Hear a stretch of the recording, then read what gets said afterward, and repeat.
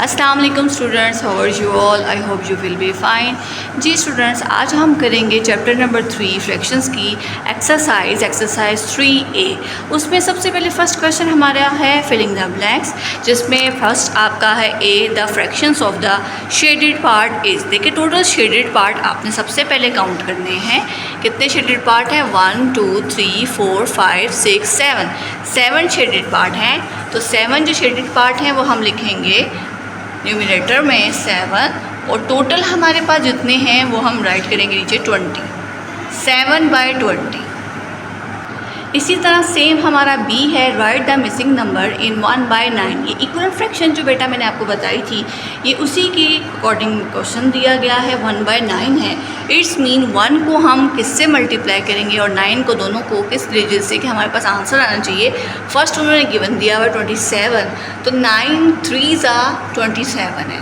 तो denominator nominator को हम 3 से मल्टीप्लाई करेंगे, हमारे पास ये आंसर आएगा। ठीक है, 3 1s 3 और 9 3s 27। इसी तरह सेम हमारे पास 17/5 क्वेश्चन नंबर 3 में दिया गया है, इज़ एंड डैश फ्रैक्शन। तो आप मुझे बताइए ये कौन सी फ्रैक्शन होगी। अब इस फ्रैक्शन में 17 ग्रेटर है और 5 जो है वो लेसर है। तो जब मैंने आपको गाइड किया था कि इम्प्रॉपर फ्रैक्शन है ये, इसमें हमारा जो नोमिनेटर है वो ग्रेटर होता है, डिनोमिनेटर हमारा लेस होता है। तो यहाँ पे हम राइट करेंगे इम्प्रॉपर।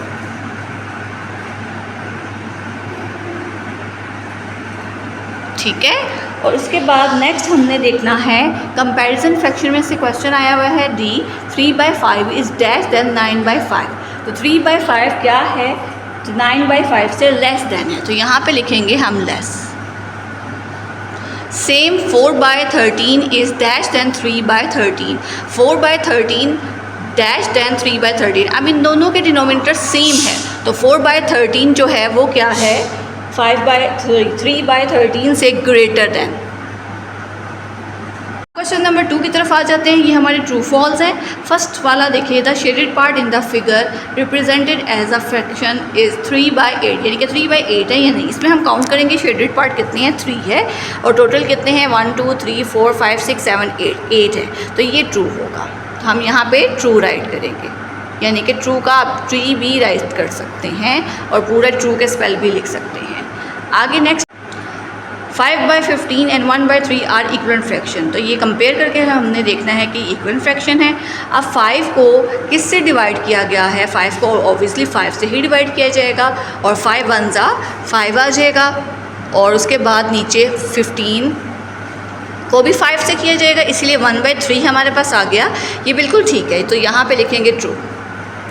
अब 7/9 इज़ एन इम्प्रॉपर फ्रैक्शन। अब आपने डेफिनेशन मैंने लास्ट लिंक में आपको सेंड की थी, आपने पढ़ी हुई है, उनको देखते हुए हमने देखना है 7/9 क्या इम्प्रॉपर फ्रैक्शन है। तो ये फॉल्स हो जाएगा, क्योंकि ये इम्प्रॉपर नहीं है, ये प्रॉपर फ्रैक्शन है। इसी तरह हमारा 9/10 जो है वो लेस देन है 4/10 से। तो इनमें देखें सेम डिनोमिनेटर हैं, तो ये फॉल्स है। इसमें हमने कंपेयर किया है। ठीक है, नेक्स्ट देखिएगा हमारा ई क्वेश्चन है, in the fraction 2/5 5 is the numerator. तो यही है, 5 जो है हमारा न्यूमरेटर है, तो ये 2 होगा। Question number 3, select the correct answer from the given option. उसमें सबसे पहला क्वेश्चन है एन इक्वलेंट फ्रैक्शन 2/7 इज़। इसकी इक्वलेंट फ्रैक्शन क्या होगी?